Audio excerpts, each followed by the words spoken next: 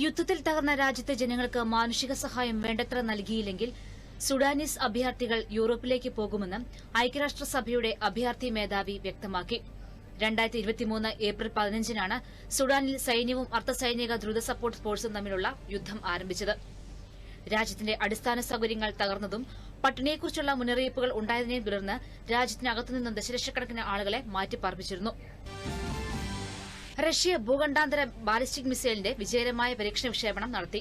തെക്കൻ ആസ്ട്രഖാൻ മേഖലയിലെ കബൂസ്റ്റിൻ യാർ rocket launching കോംപ്ലക്സിൽ നിന്നായിരുന്നു വിക്ഷേപണം. തന്ത്രപരമായ സുരക്ഷ ഉറപ്പാക്കുന്നതിന്റെ ഭാഗമായാണ് ബാലിസ്റ്റിക് മിസൈലിന്റെ പരീക്ഷണം നടന്നത്. ലിഥിയം പദ്ധതികളെ പ്രോത്സാഹിപ്പിക്കുന്നതിന് ഒരുമിച്ച് പ്രവർത്തിക്കാൻ എലോൺ മസ്കും അർജന്റീനിയൻ പ്രസിഡന്റ് ജാവിർ മിലയും തീരുമാനിച്ചു. ടെസ്ലയുടെ ആസ്ഥാനമായ ടെക്സാസിൽ നടന്ന കൂടിക്കാഴ്ചയ്ക്ക് ശേഷമാണ് ഇരുവരും തീരുമാനം പ്രഖ്യാപിച്ചത്. സ്വതന്ത്ര വിപണികളിൽ സാധ്യതയുള്ള ലിഥിയം, സാങ്കേതിക വികസനം പിന്തുടരാനുള്ള വിവിധ വിഷയങ്ങളും ഇരുവരും ചർച്ച ചെയ്തു. റഷ്യയിൽ മഞ്ഞുരുകി യൂറൽ നദി കരകവിഞ്ഞുണ്ടായ വെള്ളപ്പൊക്കത്തിൽ വ്യാപക നാശനഷ്ടം. അയൽരാജ്യമായ കസാഖിസ്ഥാനിൽ നിന്ന് 1,00,000-ഓളം പേരെ മാറ്റിപ്പാർപ്പിച്ചു. നിരവധി പ്രദേശങ്ങൾ വെള്ളത്തിനടിയിലായി. റഷ്യയിൽ നിന്ന് ലക്ഷക്കണക്കിന് ആളുകളെയും മാറ്റിപ്പാർപ്പിച്ചിട്ടുണ്ട്.